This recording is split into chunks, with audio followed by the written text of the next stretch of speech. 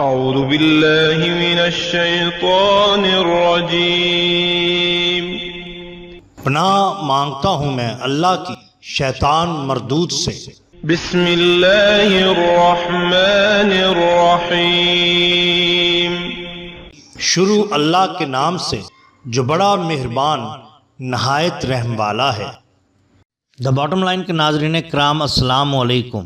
محترم ناظرین، ہم اپنی آج کی ویڈیو میں حضرت مادو لال حسین رحمۃ اللہ علیہ اور ایک سونا بنانے والے کیمیا گر کا قصہ آپ کے سامنے پیش کریں گے جو یقیناً آپ کے لیے دلچسپی کا باعث ہوگا۔ حضرت شاہ حسین نے کبھی کہا تھا، صدا نہ پھلے توریا صدا نہ لگے ساون، اے جوبن ہے چار دہاڑے کائے کو جھوٹ کمامن وط نہ دنیا آون، یعنی سرسوں ہمیشہ نہیں پھولتی اور نہ ساون ہمیشہ رہتا ہے، یہ جوبن اور رنگ و روپ بھی عارضی ہے، جب اس دنیا میں واپس آنا ہی نہیں تو پھر مسیحیت کیوں اختیار کی جائے۔ یہ دستور زمانہ رہا ہے ناظرین، اور روایت اثر ہے کہ ہر پیدا ہونے والا بچہ اپنے گھرانے، خاندان اور والدین کا مذہب اختیار کرتا ہے، اسے اور کچھ وراثت میں ملے نہ ملے، مذہب ضرور وراثت میں ملتا ہے۔ چند مستثنیات کے علاوہ دنیا میں یہی ریت اور یہی اصول کار فرما ہے، وہ بھی چونکہ ایک ہندو راجپوت کلجس رائے کے گھر پیدا ہوا اس لیے ہندو مذہب اسے وراثت میں ملا تھا۔ والد نے اس کا نام کلس رائے رکھا۔ وہ بچپن ہی سے ہندو مذہب میں دلچسپی نہیں لیتا تھا۔ وہ بڑا ہوا تو اس نے کپڑا بننے کا کام شروع کیا، خود مختار ہو چلا تھا۔ اس نے مسلمانوں سے راہ و رسم بڑھانا شروع کر دی، پھر اس نے مسلمانوں کی ایک قریبی مسجد کے امام کے پاس اس کے حجرے میں جانا شروع کر دیا۔ وہ امام مسجد سے مذہب اسلام کے بارے میں مختلف سوالات کر کے اپنی معلومات میں اضافہ کرتا رہا۔ امام مسجد نے اس کا ذوق و شوق دیکھتے ہوئے اسے ایک ممتاز اسلامی عالم دین سے متعارف کرایا۔ اب اس عالم دین کے پاس فرصت کے لمحات میں پہنچ جاتا اور ذہن میں اٹھنے والے سوالات کے تسلی بخش جوابات حاصل کرتا۔ اس کا ذہن رفتہ رفتہ دین اسلام کی حقانیت کی طرف مائل ہوتا گیا، مگر اس کے دل میں ایک عجیب سی کشمکش جاری و ساری تھی۔ اور پھر ایک روز ایسا لمحہ آیا جب اس کا قلب و ذہن یکجا ہوئے تو اس نے ببانگے دوہل کلمہ شہادت پڑھا اور ہلکا بگوش اسلام ہو گیا۔ مسلمان ہونے پر اس کا اسلامی نام محمد عثمان رکھا گیا۔ محمد عثمان نے اہل اسلام میں دین اسلام کی خدمت کی بدولت اس قدر وقت و عزت پائی کہ مسلمانوں نے انہیں شیخ عثمان کہنا شروع کر دیا۔ عصری مذہبی اور فطری تقاضوں کو مد نظر رکھتے ہوئے شیخ عثمان رشتہ ازدواج میں منسلک ہوئے تو رب قادر قدیر نے انہیں اولاد نرینہ سے نوازا۔ شیخ عثمان نے اپنے بیٹے کا نام باب مدینۃ الحکمت حضرت علی المرتضی رضی اللہ تعالی عنہ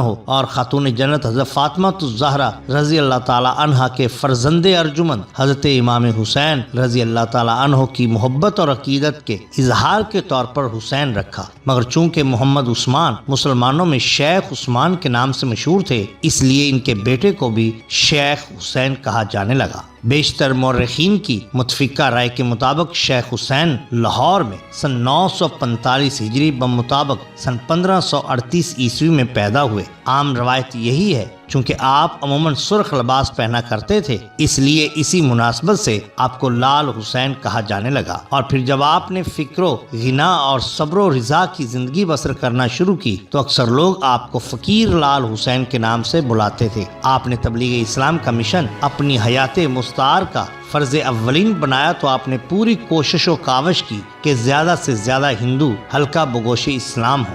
حضرت فقیر لال حسین رحمۃ اللہ علیہ نے ایک ہندو نوجوان مادو کو حلقہ بگوش اسلام کیا تو وہ آپ کے حلقہ ارادت میں ایسا شامل ہوا کہ مستقل آپ کے ساتھ رہنے لگا۔ یوں مرشد و مرید کو لمحہ لمحہ اکٹھے دیکھ کر لوگوں میں آپ حضرت مادو لال حسین کے نام سے مشہور و معروف ہو گئے۔ ناظرین، یہاں ہم اسی فقیر لال حسین جس کو مادو لال حسین کے نام سے بھی یاد کیا جاتا ہے ان کی ایک کرامت آپ کے سامنے پیش کریں گے۔ ایک دفعہ کا ذکر ہے کہ یعقوب نامی ایک شخص آپ کے پاس آیا، اسے کیمیا گری میں بڑا کمال حاصل تھا، وہ سونا بنانے میں اپنے آپ کو بڑا ماہر سمجھتا تھا۔ اس نے چاہا کہ حضرت شاہ حسین کو اپنے فن سے آگاہ کرے، اس غرض سے اس نے اپنے پاس سے ایک پڑیا نکالی جس میں یہ بناتا ہوں اور سونا دکھاتے ہوئے اپنے فن کیمیا پر بڑے فخر اور ناز کا اظہار کیا اور کہا کہ اگر آپ چاہیں تو میں یہ آپ کو بتا دیتا ہوں اور آپ بھی سونا بنا کر اپنی مادی ضروریات پوری کر سکتے ہیں۔ اس پر حضرت شاہ حسین رحمۃ اللہ علیہ ہنس پڑے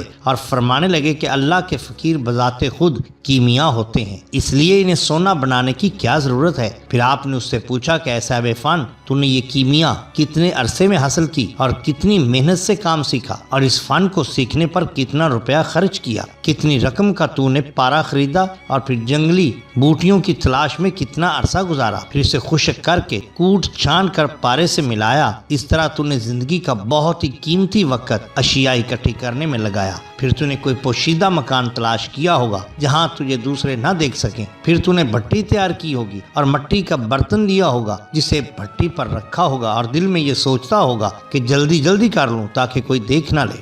گویا کہ ہر وہ محنت تو نے بڑی جان فشانی سے کی جس کی تجھے ضرورت تھی، پھر تو سونا بنانے میں کامیاب ہوا۔ اللہ کے فقیروں کو ایسا سونا بنانے کی کیا ضرورت جو اللہ کی یاد سے غافل کر دیں۔ اللہ کے بندے تو مٹی کو ہاتھ لگائیں تو اسے سونا بنا دیتے ہیں۔ پھر آپ نے اس سے کہا آؤ میرے ساتھ، حتیٰ کہ آپ ایک ایسی جگہ پر چلے گئے جہاں سوائے زمین کے کچھ نہ تھا، میلوں تک پھیلی ہوئی ویران زمین۔ آپ نے تھوڑے سے فاصلے پر اپنے سطر کو ڈھانپتے ہوئے ایک جگہ پر پیشاب کیا، پھر اس کے بعد پیشاب سے فارغ ہو کر اس شخص کو بلایا اور کہا کہ اٹھا لو سونا۔ دیکھا کہ جہاں پر آپ نے پیشاب کیا تھا اتنی جگہ سونا بن گئی، اور فرمایا اے کیمیا گر، تجھے تو اپنی کیمیا گری پر ناز تھا اور مجھے صرف اپنے اللہ پر بھروسہ۔ اللہ پر بھروسہ کرنے والے دنیا کے سونے سے بے نیاز ہو جاتے ہیں۔ تو نے جس طریقے سے بنایا اس نے تجھے اللہ سے دور کر دیا، تو غفلت کا شکار ہوا، مگر میں نے جس طرح سونا بنایا تو میں نے سونے والے کو دریافت کر لی۔ میں نے تمہیں یہ بتانے کی کوشش کی ہے کہ یہ سونا،